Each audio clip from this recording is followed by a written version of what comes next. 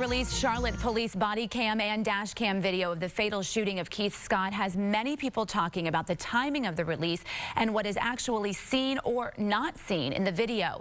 The videos show police approaching Keith Scott and then shooting him. The dash cam video shows him backing away from police with his arms down. You cannot clearly see a gun in his hands, although police insist he did have one. The chief released photos of the gun they say he had, along with a photo of an ankle holster and some marijuana. Charlotte has been rocked by protests, sometimes violent, since Scott was shot.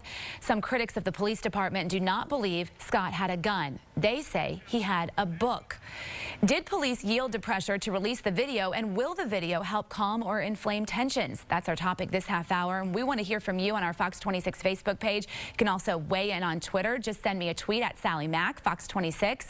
Joining us live in the newsroom is our panel, led by our senior legal analyst, Chris Tritico, Democratic media consultant, Mustafa Tamiz, and we also have, filling in for Jackie, former Harris County Republican Party Chair Jared Woodfill. Good morning, everyone. Good morning. So did this do anything to help answer questions? First, we have to acknowledge that the best university in Texas, Sam Houston State, won last night again, beat up on the Baptist. Okay, there's your in-depth sports report, Nate Griffin. All right, listen, this continues to come up week after week. It seems that we have another police shooting, and the shooting erupts into violence in the community, except for Tulsa, which we're going to bring up in a minute. And what we talked about all week here, Sally, was that what is the best way to release these videos? Should you put it out immediately, or as in Charlotte, should you hold it back and say we're going to complete our investigation? And the public just seemed to feed upon the fact that the video wasn't released, Jared. And it seemed that in Charlotte, without the public being able to see the video, it just got worse and worse and worse. Then the wife put her video out, and that didn't help at all. You know, it's almost to the point where if the video shows what you believe it shows, meaning in this case where the guy did not comply with the police officer's request, you would want that to come out. Because when you don't release it, you have agitators, folks who are just looking to cause riots and looting based on this issue, coming in and saying it says something that it clearly doesn't show. And so I think it's very important to get it out there as quickly as possible. But as you remember, in this particular case, the individual who was shot, his wife's lawyers even said we're going to hold the video, because I believe they had access to it too at the time. But you've got situations where you've got an investigation going on. You've got rights of individuals involved, the police officers' rights, the individuals that are being investigated. In this case, he was deceased, but the rights of individuals that are being investigated, and those rights come above the rights of the public to see the video. Well, I think we have not figured out what is the policy side, the public policy side of these dash cams and police cams that we're talking about. I think we're asking police officers where this, but we're not clear on the policy aspects of this.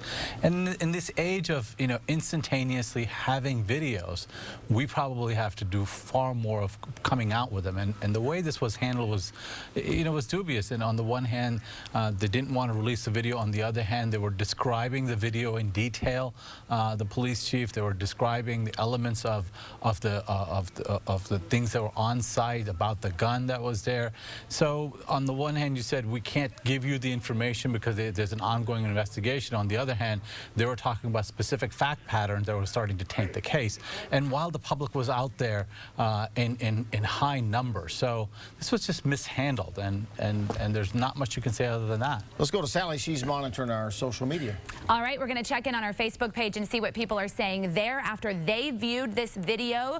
Keep in mind the dash cam video was pretty clear. The body cam video was not. Kristen says the key is he had a weapon and did not follow commands. That made him a threat. End of story. Stop trying to justify his behavior. If he would have raised his empty hands, he would be here today. And then Marcus says he was just backing up and they shot him, didn't point anything at anybody. No rules of engagement training, no de-escalation skills, just straight shoot to kill.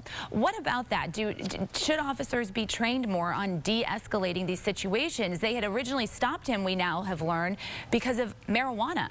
Officers, you know, I can just tell you from personal experience in talking with officers and dealing with officers that they have a lot of training in de-escalation and how to handle these situations. But when someone has a weapon, it changes the game. It changes the way they handle it. And I talked last night, Sally. I talked with Ray Hunt, the president of the Houston Police Officers Association, and he said, gentlemen, all actions were clearly dictated by the suspect's refusal to obey multiple clear instructions from the suspects for the suspect to comply by dropping the gun. He even ignored his wife's plea to comply, and he gave me too long of a response for me to read the whole thing.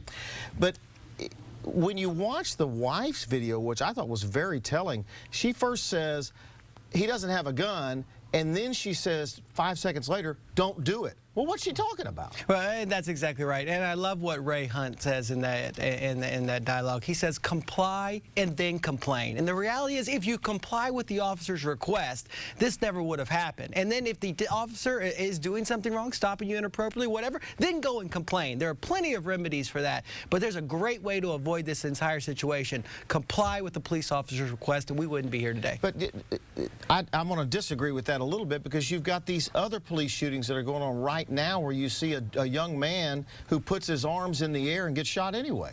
Well, and that's why you're seeing a lot of the protests around the country. I was with Mayor Turner 2 weeks ago. He spoke at the ADL's Coalition of Mutual Respect, and he was asked about these police shootings. And I thought what he said was very pointed. He said he spends a lot of times in these neighborhoods building this reservoir of trust. So God forbid, if something happens, people know that he was in these neighborhoods, and people would give him and the police a benefit of the doubt while they're trying to work through these issues. And so what I saw in Charlotte was that there was not this reservoir of trust. So when something happened, people immediately jumped to conclusions. And when you didn't release the video, when you weren't forthcoming, there was nothing other than mistrust. And that's why the situation got out of hand. All right, we're going to leave it right there. Sally, we'll be back in about 20 minutes with another really good topic. Okay, we'll see you then.